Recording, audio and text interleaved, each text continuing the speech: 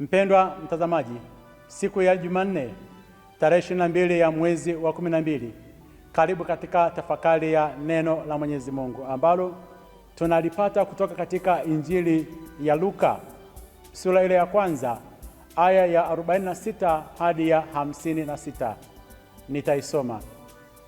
Siku ile Maria alisema, moyo wangu wamwadhimisha Bwana, na roho yangu imemfurahia Mungu Mwokozi wangu, kwa kuwa ameutazama unyonge wa mjakazi wake.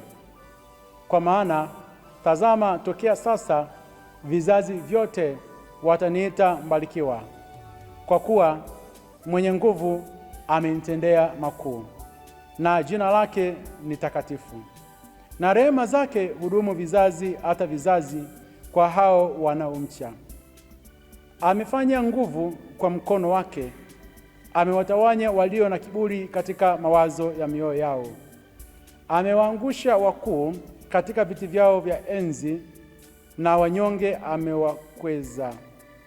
Wenye njaa amewashibisha mema, na wenye mali amewaondoa mikono mitupu.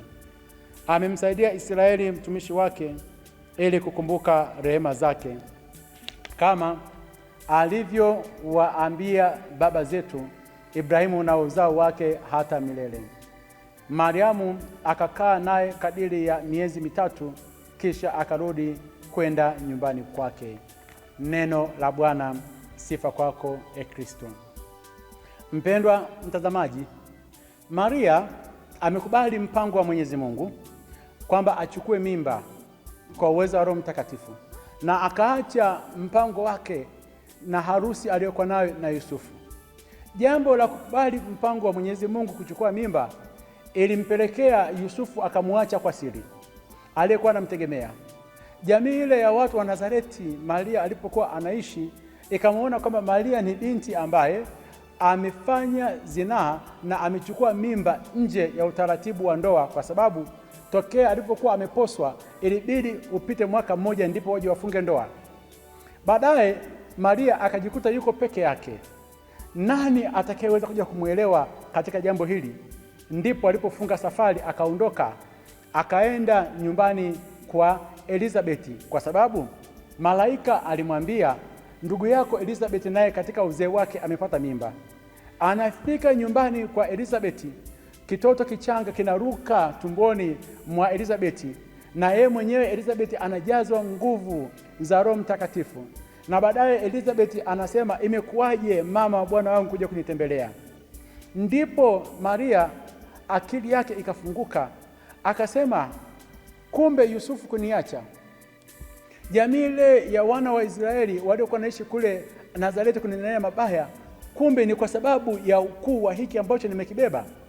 Ndipo akaingia kumsifu Mwenyezi Mungu. Na maneno haya basi ambayo anamsifu Mwenyezi Mungu, anaanza anasema, moyo wangu wamwadhimisha Bwana, na roho yangu imemfurahia Mungu Mwokozi wangu. Na katika hili ndipo tunapojifunza, wapendwa, katika safari ya maisha. Unaweza ukapita katika kipindi jamii kakuacha, ndugu zako wakakuacha, wapendwa wako wakakuacha, ukanenewa maneno mabaya, na hakuna mtu ambaye anaweza akaelewa kile ambacho unachokipitia. Katika nyakati hizo ambazo unazopitia, moyo wako unaweza ukajikuta kwamba haumwadhimishi Bwana, hujaingia katika adhimisho la kumtukuza Bwana katika magumu unayokuwa nayo, ukajikuta moyo wako unaingia katika sonona. Moyo wako ukaanza kumnenea maneno mabaya Mwenyezi Mungu, na moyo wako ukaanza kuwabeba baadhi ya watu. Maria anatufundisha katika nyakati za kuachwa, katika nyakati ngumu, yeye moyo wake ulimwadhimisha Bwana. Mwadhimishe Bwana hata katika nyakati ngumu za maisha yako za kuachwa. Mwadhimishe Bwana hata katika nyakati ngumu za kunenewa mabaya.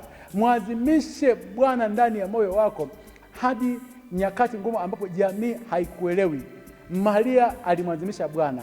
Na baadaye Maria anakuja kuongeza, anasema, kwa maana tazama, tokea sasa vizazi vyote wataniita mbarikiwa. Neno la faraja sana. Kumbe anapotamka maneno haya, tokea sasa vizazi vyote wataniita mbarikiwa, kuna watu walimnenea mabaya kwamba wewe umepata mimba nje ya utaratibu, na mtoto huyo anayekuja kuzaliwa si mtoto wa baraka, walimnenea mabaya. Alinenewa mabaya katika maisha. Je, umenenewa mabaya mangapi katika maisha?